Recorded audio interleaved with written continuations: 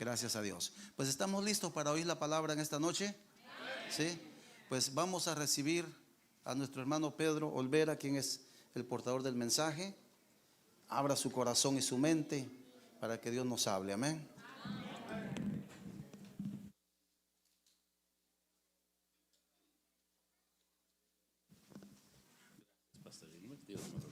Gracias a usted. Amén. Sí, gracias. Bien, hermanos, que el Señor les bendiga. Es una hermosa bendición para su servidor poder estar con ustedes, acompañarlos en esta celebración que es particular, el 22º aniversario del nacimiento de la iglesia Betel en Guarza, y creo que quienes tienen ese tiempo en la iglesia y quienes habrán de tener mucho menos tiempo deben de sentir el mismo sentimiento, un profundo amor y gratitud a Dios por la bendición que tienen de tener un lugar que los arropa, que los cuida y muy especialmente que les brinda la oportunidad de servir al Señor. El concepto de iglesia a veces lo hemos manejado muy ligero, pero la iglesia en la tierra es el lugar oficial que Dios estableció para manifestar nuestro amor por Él. ¿Me escucharon? La iglesia en la tierra es el lugar que Dios estableció para manifestar nuestro amor por Él. Y cuando hablo de iglesia, estoy haciendo referencia al concepto del cuerpo, es decir, propiamente de los seres humanos, pero también del templo. Desde esa perspectiva, el cuerpo de Jesús se reúne en el templo para adorar y servir al Señor. Y es un privilegio grande que ustedes puedan tener un lugar tan hermoso y que puedan decirle al Señor, gracias por Él. Amén. Voy a invitarlos a que se pongan en pie. Se pongan en pie y repitan conmigo. No abran su Biblia. Saben el texto que habremos de repetir. Descansamos, por supuesto, en la base o el fundamento de este fin de semana. Ahora es emanado, como nos dijera nuestra hermana, de Juan 4, un pasaje muy especial, pero el texto que habremos de repetir es igual de especial. ¿Sí? He aquí, yo estoy a la puerta y llamo. Amén. Repítanlo conmigo. He aquí, yo estoy a la puerta y llamo. Si alguno oye mi voz y abre la puerta, entraré a él y cenaré con él y él conmigo. Apocalipsis 3:20. Una vez más, he aquí, yo estoy a la puerta y llamo. Si alguno oye mi voz y abre la puerta, entraré a él y cenaré con él y él conmigo. Apocalipsis 3:20. Amado Señor y Salvador nuestro, gracias. Es un hermoso motivo darte gracias por el 22º aniversario del establecimiento de tu iglesia en Guarza. Y te adoramos por ello. Y los miembros de la iglesia, Señor, y sus pastores se regocijan por tu gracia bendita, Padre, a lo largo de estos 22 años. Y estas fechas celebramos tu presencia en medio de la iglesia y te pedimos también, mi buen Padre, que esa presencia se deje sentir, que sea tu gracia la que se manifieste en cada corazón, Señor, y dado que ahora es, Padre, podamos escuchar tu voz. Bendícenos, Dios, en el nombre de Jesús. Amén y amén. Ocupen su lugar. Ocupen su lugar. Cuando el pastor me hacía favor de invitarme y me participaba del tema de este fin de semana, ahora es, consideraba la importancia y la visión que implica una frase como esta. Y sí, es muy importante partiendo del propio evangelio que la contiene. El evangelio según San Juan es el único evangelio doctrinal de los 4 que la Sagrada Escritura nos presentan, Mateo, Marcos y Lucas se consideran como evangelios sinópticos. Se pueden entender descansando en los hechos cronológicos del Señor Jesús y principalmente se fundamentan en las enseñanzas éticas del Señor Jesús. Podríamos decir que los evangelios de Mateo, Marcos y Lucas son la forma práctica del cristianismo, la vida práctica del cristianismo. Pero el evangelio según San Juan es el evangelio de identidad doctrinal. Literalmente, el fundamento del evangelio según San Juan es la doctrina, esencia de la verdad cristiana. Nos presenta a Jesús como Hijo de Dios y es el único que nos remonta a la eternidad. En el principio era el Verbo y el Verbo era con Dios y el Verbo era Dios. Y toda la enseñanza que Juan nos presenta es con el único propósito, como él mismo cierra su libro, de creer que Jesús es el Hijo de Dios. Y estas cosas, dice Juan, se han escrito para que creáis que Jesús es el Hijo de Dios y para que creyendo tengáis vida en su nombre. Y esa es la importancia tan grande del Evangelio según San Juan. Hasta aquí, es decir, hasta el capítulo 4, Juan nos ha presentado breves doctrinas del Señor Jesús, como es la importancia de la santidad en el matrimonio, como es la importancia de la salvación en Juan 3, pero ahora de una manera muy práctica, la importancia de la adoración en la vida propia. En el contexto, hermanos, el Señor usa un momento muy especial. Está por terminar su ministerio, ya son los últimos meses, está en la ciudad de Jerusalén y sabe que en su momento va a enfrentar oposición principalmente de parte de los fariseos. Tiene que regresar a Galilea, estando en Judea. Galilea es el norte del estado de Israel y por supuesto Judea es el sur, Jerusalén más o menos queda al centro. El ministerio que estaba teniendo en estos últimos meses es en la región de Judea, pero tiene necesidad de ir a Galilea y se hace obligado que tuviera que pasar por Samaria. Samaria habría sido en ese tiempo lo que dijésemos nosotros, ¿sí?, la vía larga, la vía corta. Y por eso es necesario que él pase por allí. Y la experiencia tan especial que se da en el diálogo del pozo con la samaritana es muy particular.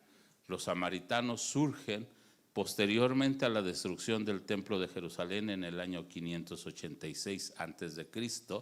y se conforman porque los babilonios en la conquista no se quisieron llevar a la gente humilde o pobre de Jerusalén, a los ignorantes o aún a los indigentes.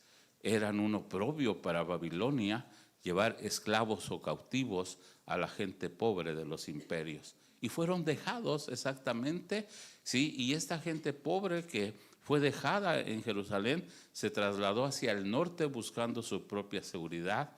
Y al paso de los años, con la llegada de algunos otros pobladores, los judíos que habían sido dejados de la cautividad empezaron a contraer matrimonios con aquellos que llegaban a la región.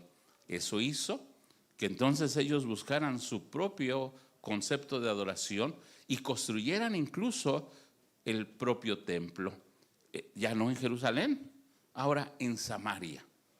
Eso trajo consigo, cuando los judíos pudieron regresar a la ciudad de Jerusalén, una separación muy marcada, porque los que se habían quedado ahora se habían mezclado con otras naciones, con otras razas propiamente, y eso los hacía abominables a los ojos de los judíos, lo que podríamos llamar ortodoxos o fundamentales. Y eso creó una separación muy especial que a lo largo de los años y principalmente cuando el Señor Jesús estuvo en la tierra, concebían que la verdadera adoración estaba en Samaria, porque habrían iniciado la adoración cuando todos los judíos estaban fuera de Jerusalén. Los hacía sentirse no los relegados de la sociedad, sino los escogidos de Dios. Y eso reñía, por supuesto, con el pensamiento judío, donde ellos concebían exactamente ser los elegidos de Dios. De allí la diferencia que nos relata Juan, porque judíos y samaritanos no se llevan entre sí. El diálogo con la mujer samaritana le sorprende a ella misma por la amabilidad de un judío, principalmente siendo varón, que los trataban ellos, y perdón, es muy fuerte el término, como si fueran perritos. Ella habría sido sorprendida con la amabilidad del Señor Jesús, y a ella el Señor le delega el hermoso privilegio de ser la primera misionera del mundo. ¿Me escucharon? ¿Sí? Y recordarán el acontecimiento. ¿Sí? Cuando ella se admira de lo que el Señor Jesús le ha dicho, tiene la convicción de que Jesús es el Mesías. ¿Sí? Y con esa hermosa convicción entra al poblado. ¿Sí?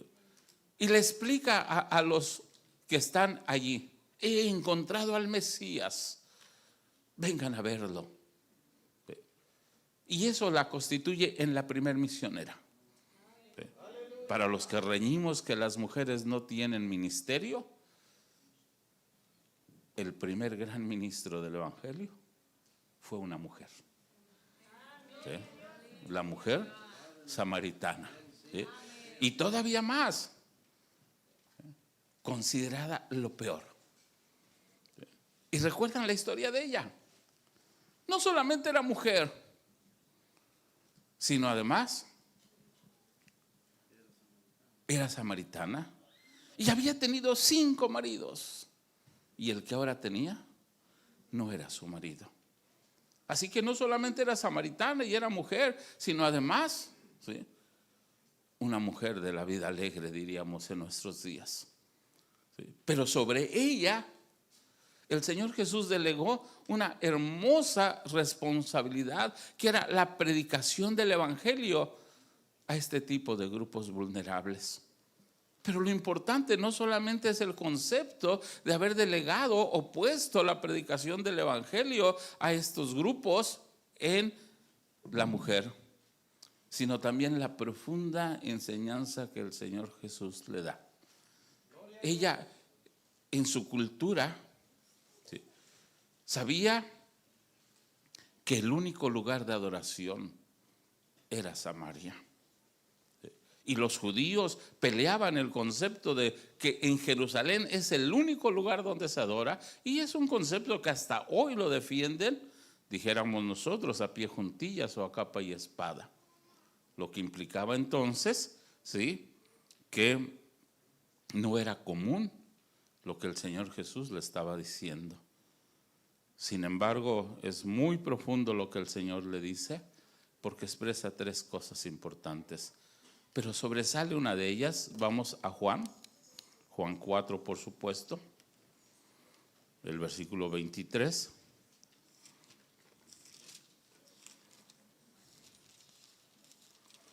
Dice el texto sagrado: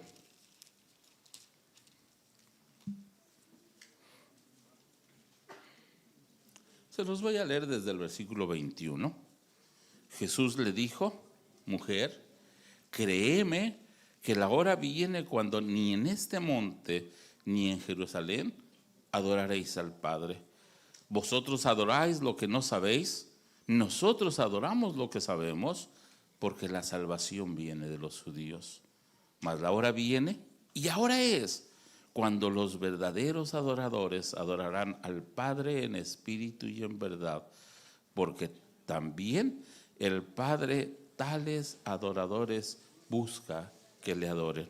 Repito la última frase: porque también el Padre tales adoradores busca que le adoren.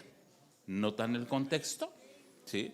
Porque también el Padre busca a tales adoradores. ¿Sí? Y expresa 2 cosas. He manejado 3 desde la perspectiva general, pero desde la perspectiva que ahora les voy a concebir, se manejan 2. La adoración del hombre a Dios es una necesidad. el hombre necesita adorar a Dios. ¿Sí? El hombre necesita adorar a Dios, y cuando el hombre no está adorando a Dios, no está completo, ¿sí? Y ni está satisfecho. Por más que el hombre busque, ¿sí?, satisfacción en el dinero, en los placeres, nunca lo va a encontrar, porque la verdadera satisfacción es adorar a Dios. La verdadera satisfacción es adorar a Dios, ¿sí? Y Dios se recrea, voy a manejar dos palabras, ¿sí?, con la integridad y honestidad de nuestra adoración. Dios se recrea en la honestidad e integridad de nuestra adoración. No es un lugar, ¿sí?, no es Jerusalén, no es Samaria. Es el corazón del hombre y es la actitud del hombre lo que ejemplifica la verdadera adoración. Y lamentablemente, ahora es el tiempo cuando Dios busca a esos verdaderos adoradores. Es el mismo Juan, ¿sí?, que está escribiendo el libro de Apocalipsis. El Evangelio de Juan debió de haber sido escrito después de los años 68. Es el último de los evangelios que se escribe, y se considera que fue el tiempo en que Juan lo pudo haber escrito, porque fue el tiempo que Juan estaba pastoreando la ciudad de Éfeso, donde encontró, ¿sí?, la plenitud para poder escribir no solamente el Evangelio, sino también sus 3 cartas. Estando como pastor en la ciudad de Éfeso es cuando Juan es llevado o extraditado a la isla de Patmos, y después de que Diocleciano, el emperador que lo ha extraditado, regresa a la ciudad de Éfeso, y Juan muere en la ciudad de Éfeso. Pero por supuesto, después de haber escrito el libro de Apocalipsis, estando en la isla de Patmos. Entonces el Evangelio y las cartas, Juan las escribe desde la ciudad de Éfeso, y el libro de Apocalipsis lo escribe en la isla de Patmos. Y si analizáramos, tanto el Evangelio como las cartas y el libro de Apocalipsis guardan una hermosa similitud, donde, como he mencionado, a diferencia de los evangelios sinópticos, ¿sí?, Juan nos habla de la verdad y profundidad del Evangelio. Y es tal vez por ello que Dios le hace una revelación tan importante como lo es Apocalipsis 3:20. Repítalo conmigo: he aquí, yo estoy a la puerta y llamo. Si alguno oye mi voz y abre la puerta, entraré a él y cenaré con él y él conmigo. Ahora es el tiempo de buscar a Dios. Ahora es el tiempo de buscar a Dios, ¿sí? Ahora es el tiempo de ser genuinos en nuestra comunión con Dios, ¿sí? Han pasado miles de circunstancias que nos llevan a considerar la importancia tan grande del tiempo, y muy especialmente en la sabiduría de Dios, las señales que nos dejó para saber cuándo es el tiempo. Y Juan usa la historia profética de la iglesia para prevenirnos como iglesia y conocer el momento tan especial que habríamos de considerar el ahora es. Cuando dice Juan en Apocalipsis 3:20, he aquí, pudiéramos considerar que es un resumen de lo que hasta aquí ha escrito. Nosotros entendemos Apocalipsis de una manera clásica, dividido en capítulos. El primer capítulo es la introducción del libro de Apocalipsis, donde se nos enseña el valor de los tipos, el valor del mismo libro y su interpretación. Pero en el capítulo 2 y en el capítulo 3, Juan nos revela la historia profética de la iglesia. En el capítulo 4 y 5 se nos habla de la iglesia en el cielo. Y a partir del capítulo 6 y hasta el 19, la gran tribulación. Versículo 20 capítulo 20 al 22, lo que son las últimas cosas, la perspectiva escatológica de la iglesia.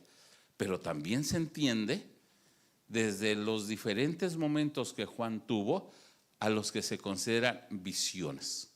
Si son críticos y buscan hoy por la tarde, noche u otro día, tendrán que encontrar a lo largo del libro de Apocalipsis 17 ocasiones que Juan usa la palabra miré o vi, que nos lleva a entender que fueron revelaciones específicas que el Señor le dio. El capítulo 1, el Señor le revela la presencia del Señor Jesús y la importancia que habría de tener la iglesia. Estén conmigo, solamente como un dato que a mí me satisface mucho. Apocalipsis capítulo 1, y que es una hermosa promesa principalmente para nosotros los siervos del Señor, los pastores o los que estamos inmersos en el servicio del Señor. Estamos en Apocalipsis capítulo 1, la parte final cuando Juan está orando el día domingo, el primer día de la semana en la isla de Patmos, como a la hora del sacrificio, esto es en la tarde. Y vean cuando, como dice en el versículo 9, incluso en el título dice, una visión del Hijo del Hombre. Yo, Juan, vuestro hermano y copartícipe vuestro en la tribulación, en el reino y en la paciencia de Jesucristo, estaba en la isla llamado Patmos por causa de la palabra de Dios y el testimonio de Jesucristo. Yo estaba en el Espíritu el día del Señor y oí detrás de mí una gran voz como de trompeta que decía, yo soy el Alfa y la Omega, el primero y el último. Escribe en un libro lo que ves y envíalo a las 7 iglesias que están en Asia, a Éfeso, Esmirna, Pérgamo, Tiatira, Sardis, Filadelfia y Laodicea. Y me volví para ver la voz que hablaba conmigo, y vuelto vi 7 candeleros de oro, y en medio de los 7 candeleros a uno semejante al Hijo del Hombre, vestido de una ropa que llegaba hasta los pies y ceñido por el pecho con un cinto de oro. Su cabeza y sus cabellos eran blancos como blanca lana, como nieve, sus ojos como llama de fuego, y sus pies semejantes al bronce bruñido, refulgente como en un horno, y su voz como estruendo de muchas aguas. Tenía en su diestra, noten qué hermoso, tenía en su diestra 7 estrellas, de su boca salía una espada aguda de 2 filos, y su rostro era como el sol cuando resplandece en su fuerza. Cuando le vi, caí como muerto a sus pies, y él puso su diestra sobre mí, diciéndome, no temas, yo soy el primero y el último, y el que vivo y estuve muerto, mas he aquí que vivo por los siglos de los siglos. Amén. Y tengo las llaves de la muerte y del Hades. Escribe las cosas que has visto, y las que son, y las que han de ser después de estas. Noten cómo aquí ya se habla de las visiones. Y el Señor le explica a Juan lo que ha visto. Y les digo, esto es hermoso.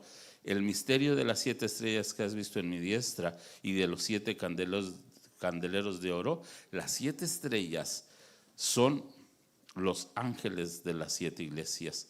Y los 7 candeleros que has visto son las 7 iglesias. Y de algo muy especial. Tanto las iglesias como los siervos descansamos en la mano de Dios. ¿Me escuchan? Para Juan esto no debió de haber sido sorprendente, ¿sí? Porque fue Juan el que escribió, ¿sí?, sobre el buen pastor. Y nos da la promesa, y nadie las arrebatará de mi mano. Y nadie las arrebatará de mi mano. Con lo que inmediatamente nos habla de la importancia de vivir en comunión con el Señor, porque allí es donde tenemos la seguridad, ¿sí?, de estar en plena comunión con Él. Nadie las arrebatará de mi mano. La vida de la iglesia y la vida de los pastores está en las manos de Dios y Él las protege. Les decía yo, es el capítulo donde se establece la forma que habrá de ser interpretado el libro de Apocalipsis. E inmediatamente entonces Juan escribe las cosas que has visto, y de una manera profética empieza a escribir lo que habrá de ser la historia de la iglesia cristiana. dada a través de 7 mensajes, y cada uno de los mensajes a las 7 iglesias corresponde a un periodo en la iglesia cristiana. Por supuesto, cuando Juan lo está escribiendo, porque lo ha visto, corresponde al futuro. Pero tenemos el privilegio de que ahora para nosotros es historia. Y lo podemos corroborar porque ya ha sucedido. No es algo que habrá de suceder, sino que es algo que ya ha sucedido. De esa forma, entonces, tenemos que el primer mensaje a la iglesia de Éfeso corresponde al primer periodo de la iglesia cristiana, a quienes los escritores le dicen el periodo de la iglesia primitiva o de la primera iglesia. Y va del año 33 al año 100, el periodo de la iglesia donde la vida de los cristianos se caracteriza por entender genuinamente lo que es el cristianismo. Cuando nace el cristianismo en el año 33 y más o menos hasta el año 50, el cristianismo crece a la sombra del judaísmo. Incluso los propios apóstoles creen que es una rama del judaísmo, y de allí el conflicto para aceptar a los gentiles. De allí incluso la necesidad del Concilio de Jerusalén, donde se establecen los principios del cristianismo. Pero el cristianismo no adquiere identidad propia hasta el libro de los Hechos 11, estén conmigo, Hechos 11, cuando surge el primer gran avivamiento externo a la ciudad de Jerusalén. ¿Sí? Dice el versículo, estoy en Hechos 11, dice el versículo 19, ahora bien, los que habían sido esparcidos a causa de la persecución que hubo con motivo de Esteban, pasaron hasta Fenicia, Chipre y Antioquía, no hablando a nadie en la palabra, sino solo a los judíos. Y habla o relata cómo se dio ese acontecimiento y cómo ese despertar que produjo llegó hasta oídos de la iglesia de Jerusalén, e inquietos por lo que estaba sucediendo en Antioquía, enviaron a Bernabé. Y cuando llega Bernabé a Antioquía se sorprende con lo que está sucediendo, pero ve una profunda necesidad. Y en el deseo de subsanar esa necesidad, Bernabé viaja a Tarso para traer de su propia casa a quien consideraba todavía como Saulo. Estén en Hechos 11:25. Sí, ahora es el 25, me salté todo a propósito, por supuesto, por cuestión de tiempo. Versículo 25 de Hechos 11. Después fue Bernabé a Tarso para buscar a Saulo, y hallándole le trajo a Antioquía. Y se congregaron, versículo 26, y se congregaron allí todo un año con la iglesia, y enseñaron a mucha gente, y a los discípulos se les llamó cristianos por primera vez en Antioquía. ¿Sí? Se les llamó por primera vez cristianos en Antioquía. Cuando ellos entendieron lo que era el cristianismo, hubo un cambio radical en la iglesia. Hasta hoy, nosotros pensamos que ser cristiano es creer en Jesús. Y a cualquiera que se nos pregunte por qué somos cristianos, la respuesta es porque creo en Jesús. Hemos diluido el valor del cristianismo, cuando en realidad a los discípulos que ya creían en Jesús se les llamó cristianos porque entendieron la profundidad del evangelio, y no consistía solo en creer en Jesús, sino en buscar ser como Jesús. Porque ser cristiano no es creer en Jesús. Ser cristiano es ser como Jesús. ¿Sí? Y cuando vieron los vecinos, los familiares de los cristianos, que su esfuerzo era ser como Jesús, que los identificaran como Jesús, entonces fue cuando les empezaron a burlar de ellos, llamándoles cristianos. ¿Sí? Pero allí el cristianismo adquirió identidad. Y la vida de cada uno de los hermanos que habían sido considerados discípulos adquirió un propósito. Y a partir de ese momento ellos establecieron el deseo de ser como Jesús, no de creer en Jesús, sino de ser como Jesús. Y esa actitud, amados hermanos, cambió literalmente al mundo. ¿Sí? De tal forma que después se le consideró a los que trastornan al mundo, porque el testimonio de quien se esfuerza en ser como Jesús cambia la vida de los que le rodean.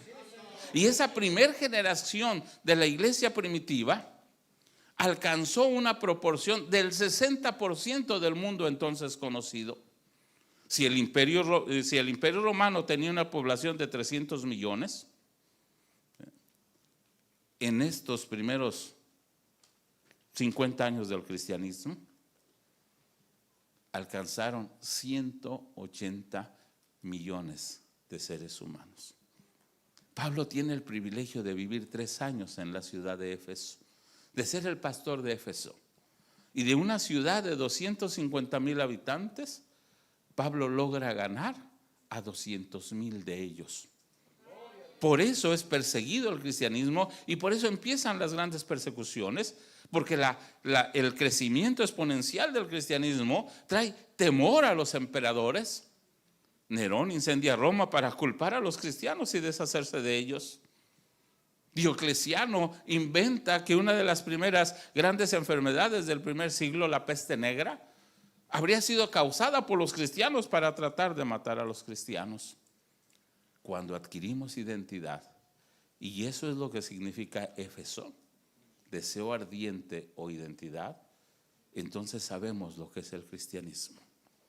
Y logramos establecer el propósito para el cual fuimos llamados a ser salvos. ¿Sí? Somos nación santa, real sacerdocio, pueblo adquirido por Dios para anunciar las virtudes de aquel que nos llamó de las tinieblas a su luz admirable. El periodo de la iglesia de Éfeso es uno de los más grandes de los 7 periodos. Surge después de la muerte de Juan un segundo periodo que corresponde al periodo de Esmirna. Esmirna significa amargura o sufrimiento, y fueron 213 años que la iglesia pasó por grandes persecuciones. 10 grandes, siendo específico, ¿sí? Juan escribe, ¿sí? He aquí echarán algunos de vosotros a la cárcel por 10 días. ¿Sí? Y corresponde exactamente a 10 grandes persecuciones. Es el tiempo cuando el cristianismo con identidad acuña frases hermosas. ¿Sí? A Policarpo, uno de los discípulos convertidos en el periodo de Juan en la ciudad de Éfeso, en el año 156 lo van a matar. Y le piden que renuncie a su fe y que reniegue del Señor Jesús.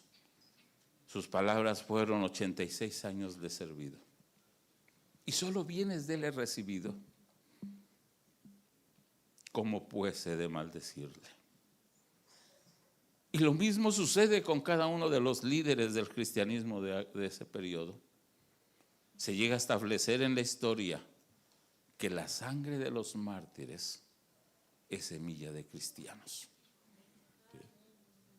Ellos entendían que su vida ahora era del Señor Jesús, y gustosos la daban, porque ello les representaba ser genuinos en su amor.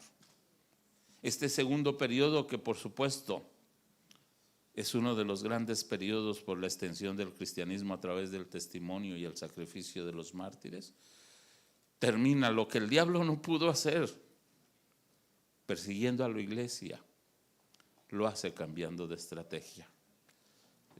Y ahora la emperatriz Helena, madre de Constantino, se convierte, y su influencia hace creer a Constantino que Jesús le da una victoria cuando en el año 313 se enfrenta a Licinio y a Magencio, los derrota en la batalla del puente Milvio, ¿sí? Y él le agradece a Jesús esa victoria. Y con el emperador cristiano, todo mundo quiere ser cristiano. El emperador Constantino lamentablemente amalgama el mitricismo romano, que era la religión oficial del imperio romano, con el cristianismo bíblico. Y de ese casamiento, porque al final Pérgamo significa casamiento, unión matrimonial, surge el catolicismo.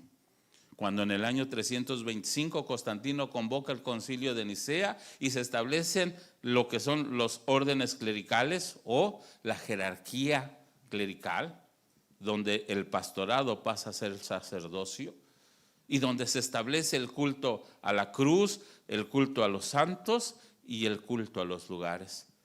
Después de este primer concilio, la emperatriz Helena hace lo que habrá de ser la primera procesión histórica, marchando de la ciudad de Roma a la ciudad de Jerusalén.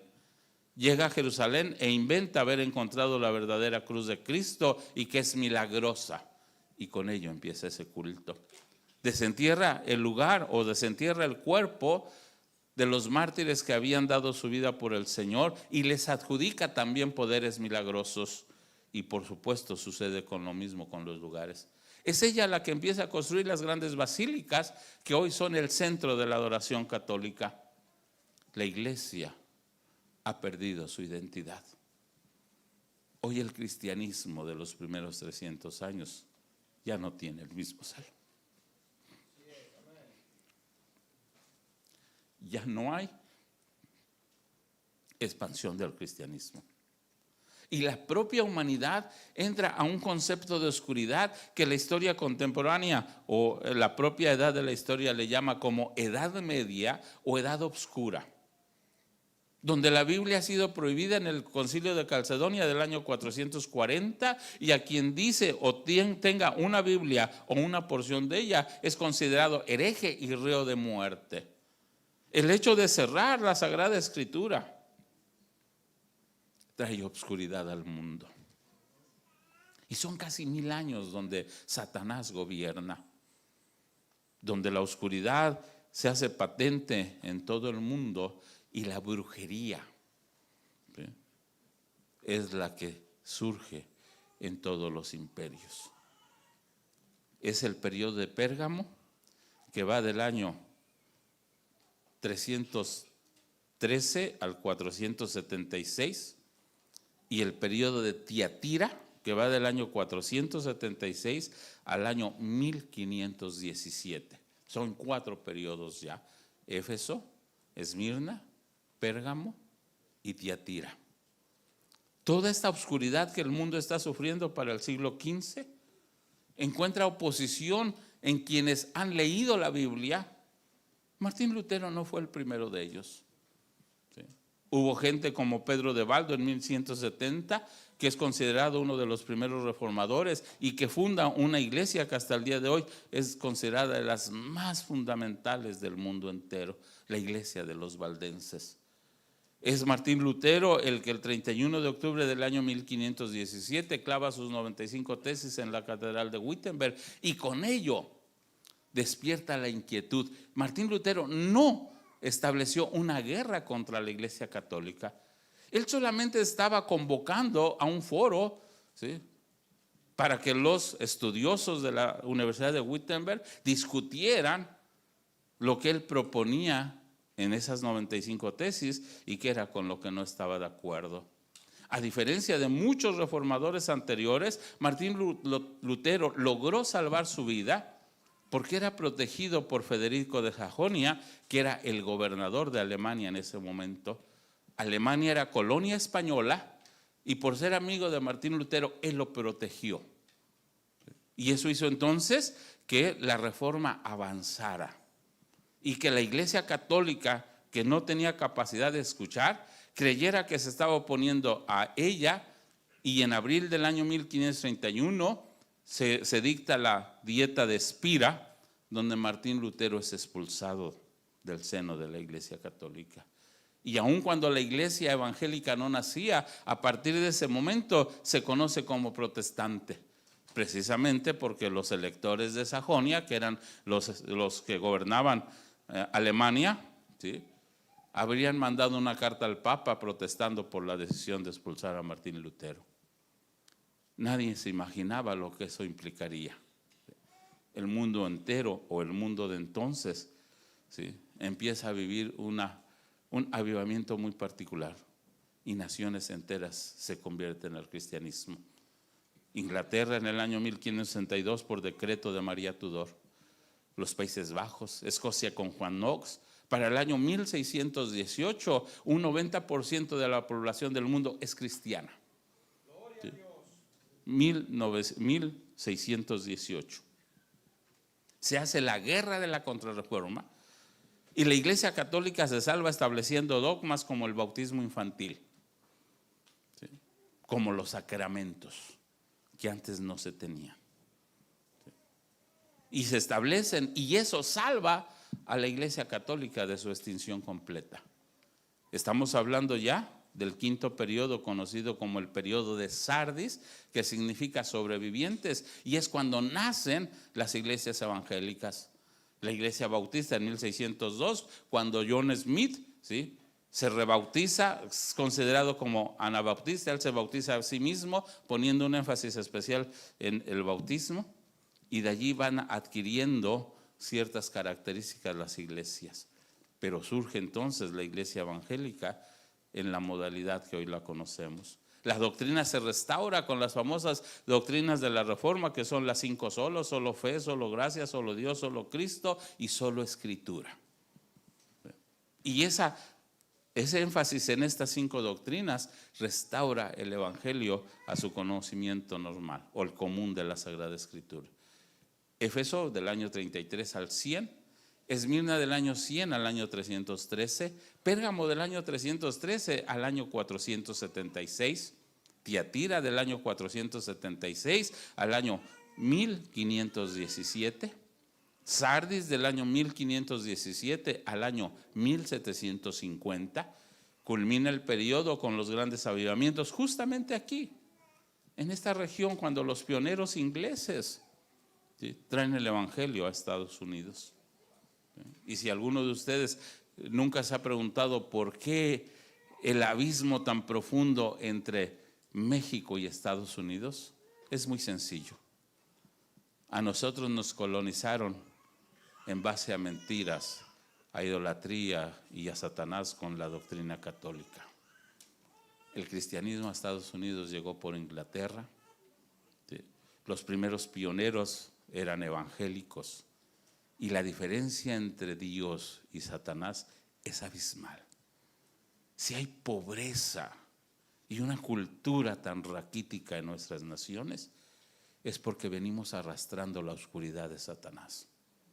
Muy diferente a lo que se dio en Estados Unidos en el siglo XVII, cuando surgen iglesias de santidad como los metodistas, como los nazarenos, como los cuáqueros, de donde posteriormente en el siglo XVIII surge el avivamiento pentecostés del que se habla en este último siglo. Un avivamiento que ha traído consecuencias impresionantes, entre ellas actualmente, ¿sí?, 500 millones de chinos convertidos como consecuencia de la influencia de la iglesia pentecostés. China es en estos momentos el país con más cristianos por este gran avivamiento que surge en las montañas de Kansas y Topeka en el año 1870.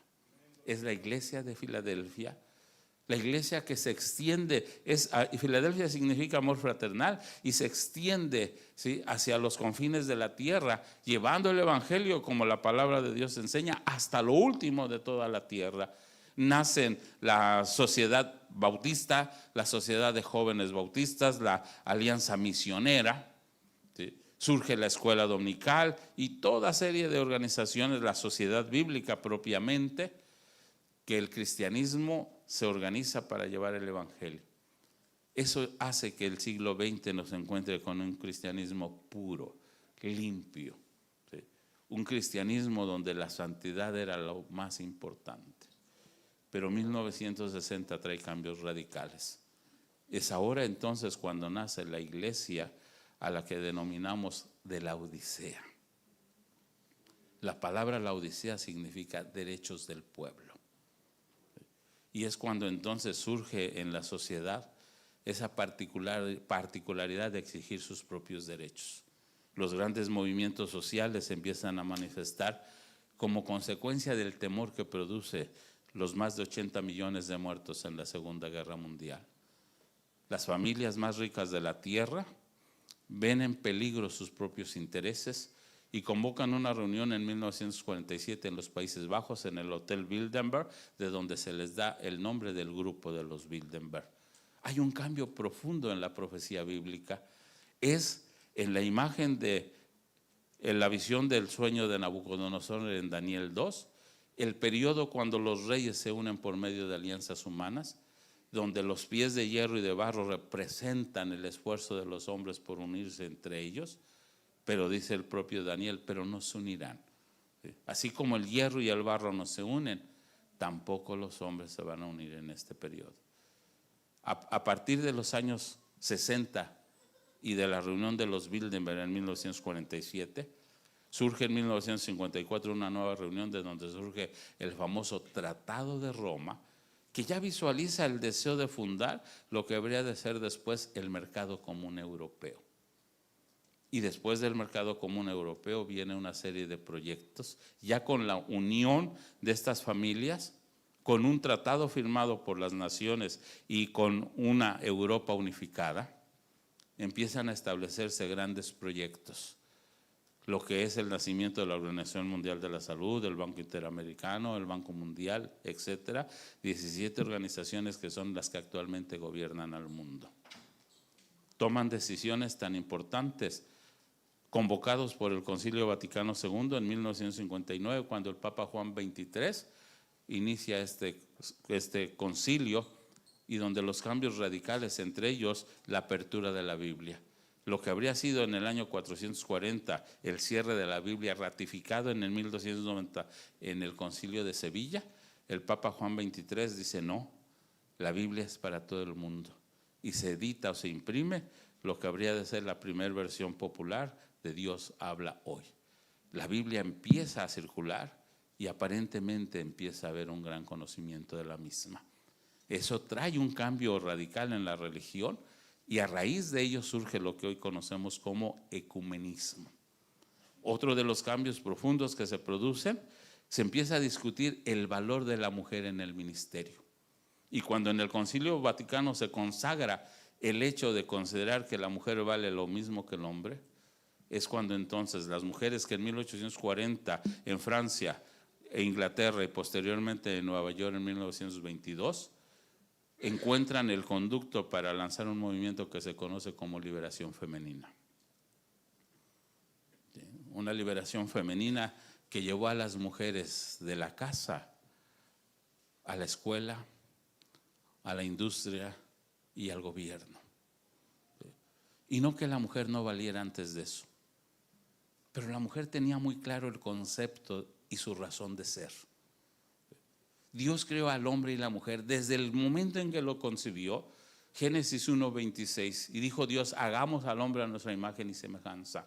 En el versículo 27 de Génesis 1 dice, y creó Dios al hombre, varón y hembra los creó. Y en el versículo 28, y los bendijo, y les dijo, fructificad y multiplicaos. La razón de ser del ser humano mismo es la comunión con Dios. Fuimos creados para vivir en comunión con Dios. Fuimos hechos para gozar de esa comunión con Dios. ¿Sí? Y por ello el Señor estableció a la familia como canal de esa bendición. Y la familia tenía que entender que la participación del varón y la mujer en la formación del carácter de los hijos era necesaria para que los propios hijos alcanzaran su proyecto de vida. Por eso el Salmo 127 llega a decir, herencia de Jehová son los hijos, cosa de estima el fruto del vientre. Bienaventurado el hombre que llenó su aljaba de ellos. El Salmo 45 también da la idea de que los hijos son flechas, donde el arco es papá y mamá que dan dirección a la flecha para que den el blanco. Y ese blanco es la comunión con Dios, porque sabrán ustedes que exactamente la palabra pecado viene de la raíz de errar al blanco. De la idea de que Dios tenía un propósito y el hombre no dio en ese propósito. Miren, hermanas, con mucho cariño, vayan al Salmo 45. Salmo 45. El versículo 16. Donde el escritor de este hermoso salmo, que no es David, David solo escribe 76 de los 150 salmos. Uno de ellos que no escribe David es este, y es contundente, ¿sí? Donde a la mujer le dice, en lugar de tus padres serán tus hijos. Y aquí está el propósito de la maternidad, a quienes harás príncipes en toda la tierra.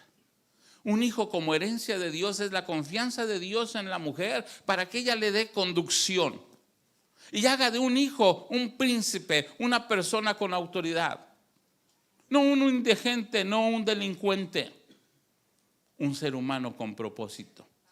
Porque los niños nacen con un temperamento, pero es la atención, el cariño, el cuidado, el amor de la madre lo que va a formar el carácter y el propósito de los hijos. Y cuando las madres dejaron la educación de los hijos en la televisión, en los abuelos, ahora en un celular, en una pantalla, los hijos han perdido hasta su propia identidad. No solamente perdieron los valores, no solamente perdieron el propósito, no solamente perdieron el carácter, sino ahora también perdieron su identidad. Y tenemos un problema porque muchos niños de 4, 5, 6 años no saben si son niños o niñas. ¿Sí? Y ustedes saben del problema que se está viviendo con la ideología de género. Porque las madres no educaron a los hijos. Exigieron derechos y los lograron a un precio muy alto. La humanidad se está perdiendo cuando la mujer olvidó de sus propios propósitos, pero pidió sus derechos. Y después de los derechos, sí, recordarán que en los años 60 se dio la guerra de Vietnam en Estados Unidos y muy especialmente la lucha por los derechos civiles que encabezó el pastor bautista Martin Luther King. Esos movimientos sociales también trajeron mucha influencia en los jóvenes que exigieron sus propios derechos y que terminaron en México con la matanza de Tlatelolco en 1968. Los jóvenes, sí, que ya no tenían a mamá que los educara y les enseñara valores, entonces empezaron a considerar la vida impía como un estilo de vida. Curiosamente, ese movimiento de juventud también termina en México con el Festival de Avándaro, donde se desata todo tipo de inmundicia, sexualidad y droga sin ningún recato. Y representa el inicio de una nueva época. Después de ello vino empieza en 1968 también en la ciudad de Nueva York a exigirse los derechos de los homosexuales. Cuando motociclistas en un bar exponen sus preferencias y son lastimados y ahora lo toman como una bandera. Lo cierto es que ahora, después de 50 años de estas experiencias, estamos viviendo el derecho de los animales. Donde en México usted ya puede llevar a su perro y a su gato a ponerle sus apellidos. Y en unos meses va a ser un delito no llevar a los perros al registro civil para ponerles un nombre. Y no es otra cosa más que la preparación de darles identidad de persona a los animales para que se puedan contraer matrimonio en cuestión de meses. Con ese propósito se está haciendo ese aspecto. ¿Sí? Porque en países como Holanda, Inglaterra, ya es un hecho. ¿Sí? Las personas pueden casarse con sus animales. Este movimiento social que degradó al propio ser humano y que hoy estamos viviendo sus consecuencias, también trajo consecuencias en la iglesia. Surgió un concepto que se llama crisis de adoración. Surgió un concepto que se llama crisis de doctrina, donde los propios teólogos de la iglesia cristiana pusieron en tela de duda el nacimiento virginal de Cristo. Pusieron en duda la muerte vicaria de Cristo. Y lo menos que hicieron fue poner en duda las fechas del nacimiento y la muerte. Y hoy tenemos muchos cristianos en contra de las fechas del nacimiento y de la muerte de Jesús, sin saber que en ello el propio cristianismo pierde su identidad. Porque hoy nuestros hijos no defienden el nacimiento de Jesús como lo hacíamos en los años 60. Es crisis de identidad. La liberación femenina trajo como consecuencia crisis de la masculinidad. Y también es terrible. El 53% de los hogares en México, sí, no tienen un hombre como figura de protección. Son hogares donde hay madres solteras. El 85% de las personas que están enclaustradas en los reclusorios o cárceles, centros de readaptación social, son personas que no tuvieron un padre que modelara la autoridad en ellos. Porque cuando las mujeres exigieron trabajar, los hombres dijeron: ¿quieres trabajar? Mantente tú. Hoy en México es un delito lo que se conoce como violencia vicaria, que un padre no dé el mantenimiento a sus hijos. Le llamamos el pago de la pensión. Y si hay un padre que no le da el pago a la pensión a los hijos, no tiene derechos ni siquiera para ser votados, o no es sujeto de crédito porque no está cumpliendo sus responsabilidades. Fue lo que trajo los movimientos sociales. Pero el mayor daño se da, y eso nace en el corazón de Dios. Vayan a Apocalipsis 3. A partir del versículo 14 de Apocalipsis, cuando el Señor está definiendo, así como definió la situación de las diferentes etapas o historia de la iglesia, el Señor define magistralmente lo que habría de ser la última iglesia, el periodo de la Odisea. Versículo 14, Apocalipsis 3:14. Escribe al ángel de la iglesia en la Odisea: he aquí el amén, el testigo fiel y verdadero, el principio de la creación de Dios dice esto: yo conozco tus obras, que ni eres frío ni caliente. Ojalá fueses frío o caliente. Es la falta de identidad. Sí. Hoy venimos a la iglesia sin tener identidad de ser cristianos. Vivimos a la iglesia y aparentamos cristianismo cuando fuera de la iglesia somos peor que los paganos.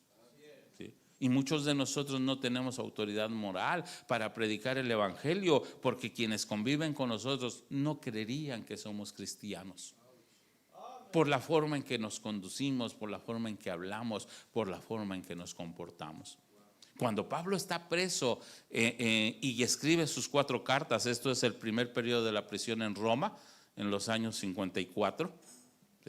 Pablo escribe en paralelo la iglesia a Éfeso, a Colosas, a Filipos y a Filimón. Se conocen como las 4 cartas de la prisión.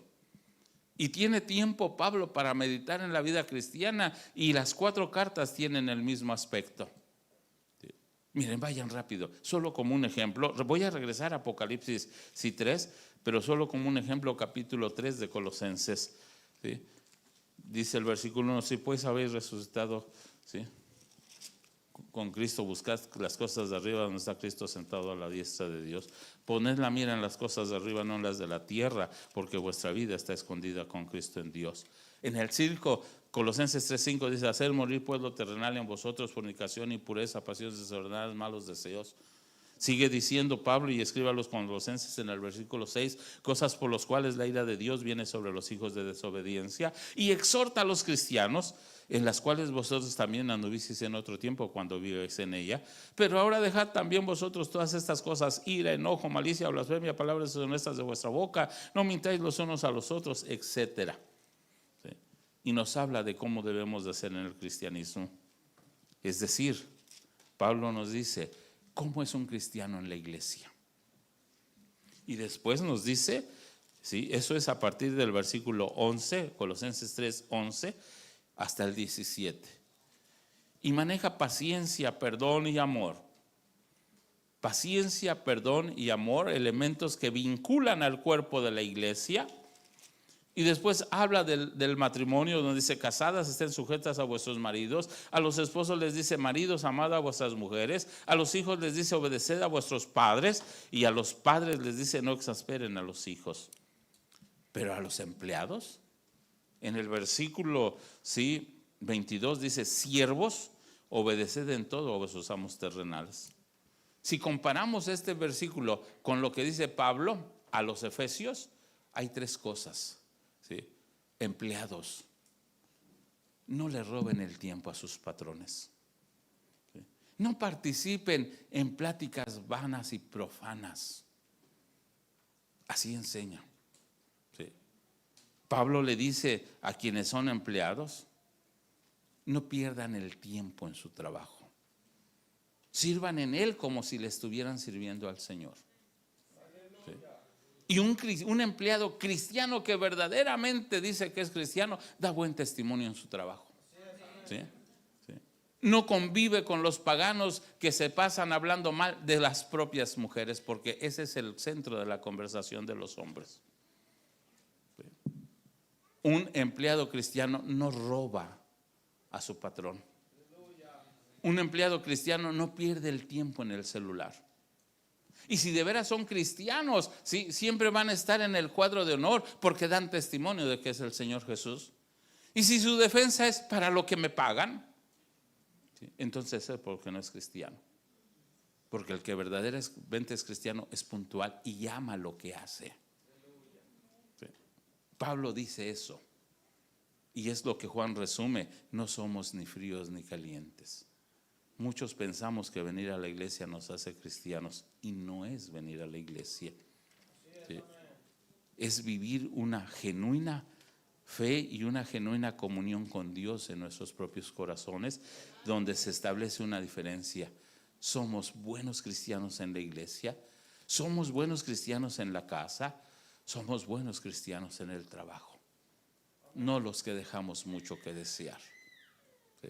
Por eso, entonces, el apóstol Juan dice: por cuanto no sois fríos ni calientes, ni en el mundo se comportan como paganos porque no se sienten bien, pero en la iglesia no son cristianos.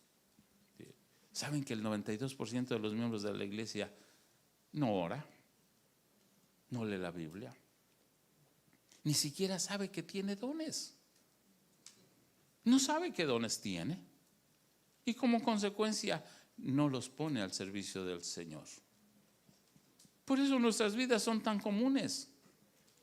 Creemos que el cristianismo es venir de excursión los domingos a las bancas de la iglesia, y eso no es el cristianismo. Pablo dice, cuando está a punto de entregar su vida, eso es en la segunda carta a Timoteo, escrita en el año 67, versículo 9 del capítulo 1. ¿Quién nos llamó? ¿Quién nos salvó y llamó con llamamiento santo? Segunda Timoteo 1:9. No por nuestras obras. Sí. Qué bueno, dice: quien nos salvó y llamó con llamamiento santo, no conforme a nuestras obras, sino según el propósito suyo y la gracia que nos fue dada en Cristo Jesús desde antes de los tiempos de los siglos. Si no sabían, ahora es tiempo de saber que Cristo tiene un propósito para ustedes. ¿Me escucharon? Ahora es tiempo de saber que Cristo tiene un propósito para ustedes. Y es el tiempo de saber cuál es el propósito de mi vida. ¿Para qué me salvó el Señor? ¿Qué quiere el Señor que yo haga? Somos un cuerpo, y de acuerdo a la presencia del cuerpo, Pablo le dice a los hermanos en Éfeso: de quien todo el cuerpo bien concertado y unido entre sí, por todas las coyunturas que se ayudan mutuamente, recibe su crecimiento para ir a edificar. Bueno, me salté la parte importante, ¿sí?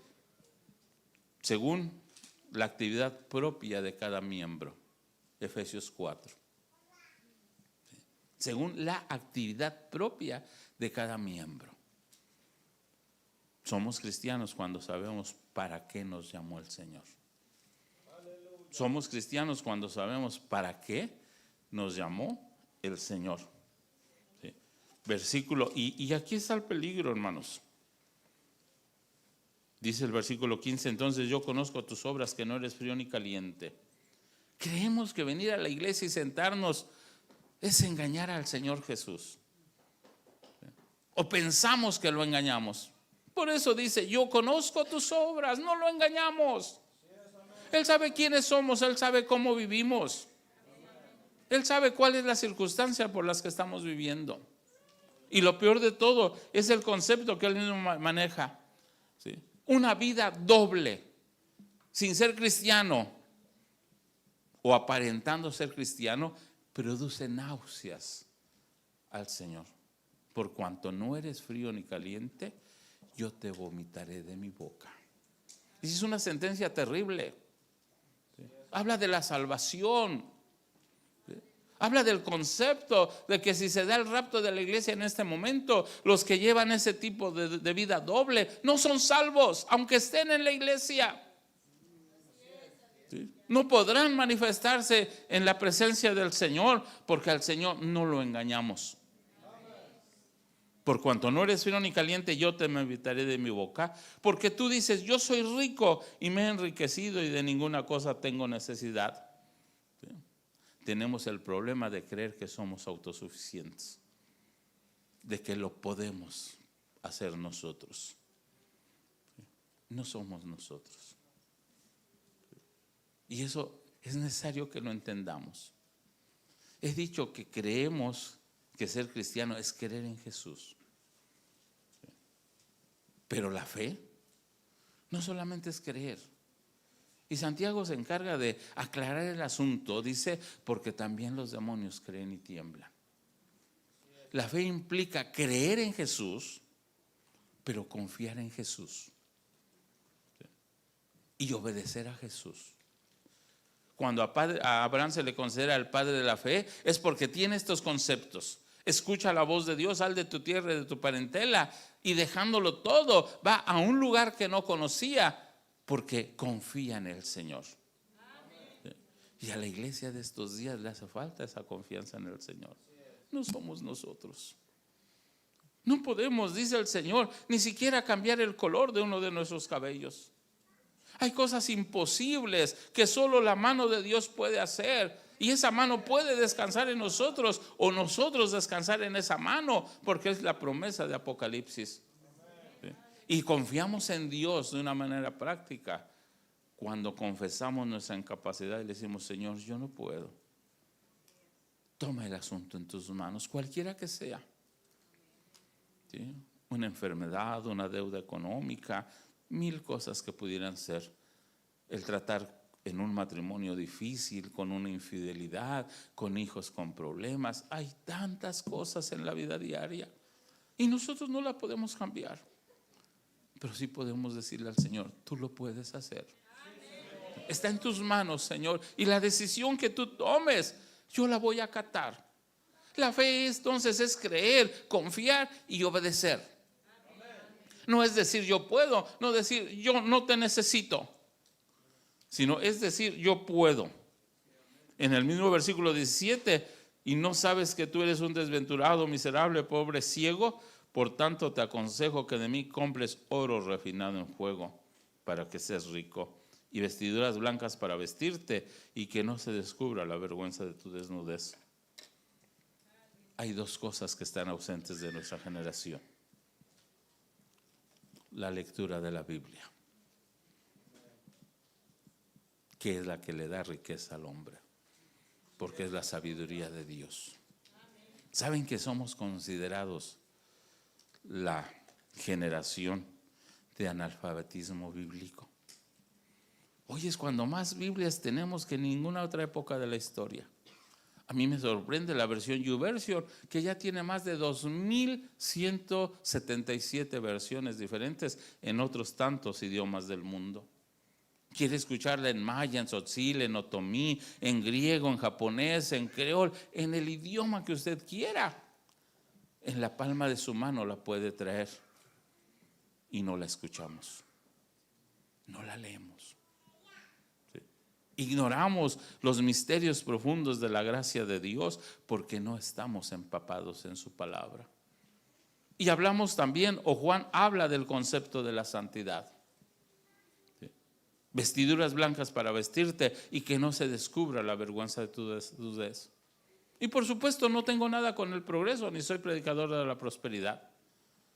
Pero un carro del año no cubre nuestra desnudez. Una casa de 2 pisos no cubre nuestra desnudez ni cubre nuestra necesidad. Es la presencia de Dios lo único que puede satisfacer nuestras vidas. No hay nada más. Y esa presencia solo la garantizamos cuando conocemos su voluntad y cuando vivimos en santidad.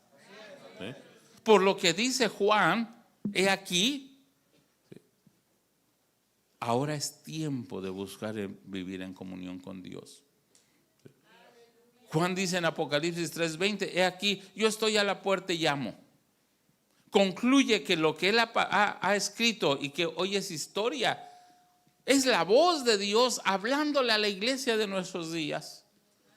Lo que estamos viviendo y que somos testigos de circunstancias como la inmoralidad, que en Mateo 24 alguno de los discípulos le dice al Señor Jesús: ¿qué señal habrá de tu venida? Y es cuando el Señor Jesús, después del versículo 37, les dice: como en los días de Noé, que se casan y se dan en casamiento.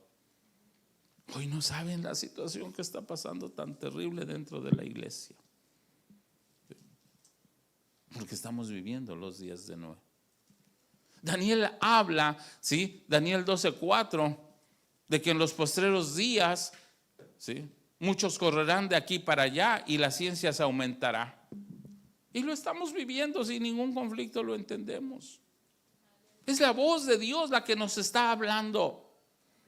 Y podemos ver la voz de Dios en el cambio climático, en el calentamiento global, en las circunstancias políticas que estamos viviendo y principalmente en estos momentos tan difíciles. ¿Sí? Tan difíciles, donde probablemente estemos ante la antesala de una tercera guerra mundial, con la muerte del líder de Hamas. Se ha despertado la inquietud de los países como China, Rusia, Irán. Hoy en la mañana mismo el presidente de Turquía, Erdogan, decía que nada le impide conquistar o entrar, ¿sí?, a ocupar Israel. Que lo puede hacer en cualquier momento porque tiene suficientes armas. Y si nos vamos a Ezequiel 38, de las naciones que habla Ezequiel 38, habla de Turquía y de las naciones que conformaron lo que hoy es Turquía. Sin problema. Y eso es la voz de Dios. Estoy a la puerta y llamo. Pero estamos tan ocupados en tantas cosas que nos olvidamos de escuchar la voz de Dios que nos está diciendo: vengo pronto. Jesús se anticipó a la samaritana diciéndole: ahora es. Y tenemos que entender que no tenemos mucho tiempo por delante. Entiendo lo que dice la Escritura y sé que el día y la hora solo el Padre Celestial la sabe. Pero si nos dejó escrito y nos dio tantas señales muy definidas con tiempo y todo, el caso del sueño de Nabucodonosor, el caso de la profecía de Daniel, el propio libro de Ezequiel, que es una escritura cronológica del pueblo de Israel impresionante. A partir del capítulo 33, el libro de Ezequiel empieza a establecer lo que habrá de ser el concepto de Israel en los últimos días. El capítulo 34 está hablando de la importancia de la vida espiritual en el pueblo de Israel. Y así se va, hasta preparar al pueblo de Israel para la manifestación de la tercera guerra mundial en Ezequiel 38. Y que estamos a punto de verlo. Es la voz de Dios. Y Apocalipsis 3 nos habla de esa responsabilidad personal. He aquí yo estoy a la puerta y llamo. Y esa es la voz de Dios. Si alguno oye mi voz y abre la puerta, es una responsabilidad personal. No podemos obligarlos, ni Dios nos obliga. Pero si verdaderamente nos interesa nuestra propia vida, si nos interesan a los que amamos, nos deberíamos de preocupar por nosotros y por ellos. Hemos visto que con Dios no se juega. Yo conozco tus obras. Que Él sabe cómo vivimos y quiénes somos. Él sabe quiénes son nuestros hijos, quién es nuestro esposo, quién es nuestra esposa. Y no lo podemos engañar. Y si genuinamente creemos en lo que la palabra de Dios enseña, entonces debemos de tener claro que el cielo es real, pero que también el infierno es real. Y que quienes están jugando con el Señor tendrán un destino que será apartado de Dios, ¿sí?, por la eternidad sin Dios en el lago de fuego. Y tenemos que entender que no depende ni siquiera de la vida propia de nosotros, porque ninguno va a morir por su pecado. No se va a juzgar el pecado de los hombres. Juan 3 nos los enseña. El que en él cree, versículo 18, no es condenado. Pero el que no cree ya ha sido condenado porque no ha creído en el nombre del unigénito Hijo de Dios. La sentencia del trono blanco para poder ser lanzados al lago de fuego es contundente. Apocalipsis 20:15. Y el que no se halló inscrito en el libro de la vida fue lanzado al lago de fuego. Primera de Juan capítulo 2 versículo 2 es contundente. Y Jesús es la propiciación por nuestros pecados, y no solamente por los nuestros, sino por los de todo el mundo. Jesús ya pagó el precio del pecado de todos los hombres. Ya fueron juzgados nuestros pecados en la cruz del Calvario. El hombre va a ser juzgado por su relación con el Señor, por haberle aceptado o rechazado. Y el día que aceptamos al Señor Jesús es cuando nuestro nombre se escribe en el libro de la vida. Apocalipsis 20:15. ¿Sí? Desde el 11 vi a los muertos grandes y pequeños de pie ante Dios, y los libros fueron abiertos. Y la conclusión del trono blanco. ¿Sí? Y el que no se halló escrito en el libro de la vida fue lanzado al lago de fuego. Y nuestra preocupación debería de ser esa.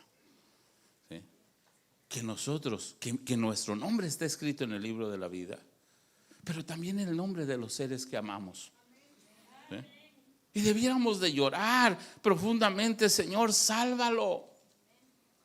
Porque si hoy vienes, se va a quedar y se va a ir al infierno. No podemos jugar con el Señor.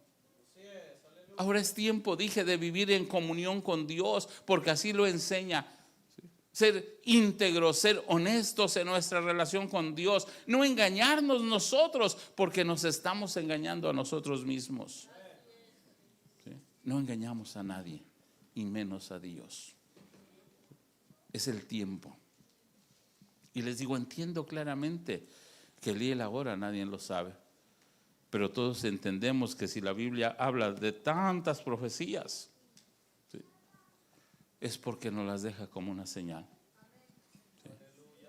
Entraré a Él y cenaré con Él y Él conmigo. Dije que Juan expresa el deseo de Dios de vivir en comunión con el hombre, porque tales adoradores busca al Padre que le adoran.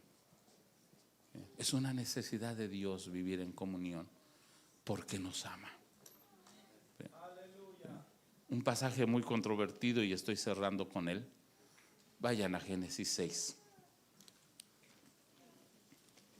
Cuando en la primera generación de seres humanos, Dios esperaba que después de salir del huerto, ¿sí?, con la expulsión del hombre y la mujer del huerto, el hombre le adorara por la convicción de saber lo que había perdido. No fue así. Y a los pocos años de ello, se escribe este terrible versículo, que es el que hace alusión el Señor Jesús en Mateo 24.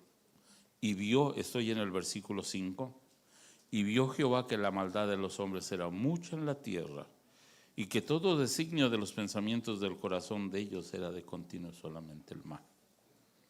Versículo 6. Y se arrepintió Jehová de haber hecho hombre en la tierra, y le dolió en su corazón. ¿Por qué Juan dice tales adoradores busca al Padre que lo busque? Porque el propósito de Dios en la creación fue que usted y yo vivamos en comunión con Él. ¿Sí? Y el amor de Dios es tan profundo que dio a su Hijo unigénito para que ustedes y yo vivamos esa comunión. Él quiere tener comunión con nosotros. El que oye mi voz y abre la puerta, entraré a Él y cenaré con Él y Él conmigo. Ahora es el tiempo de saber que el deseo del corazón de Dios es vivir en comunión con nosotros.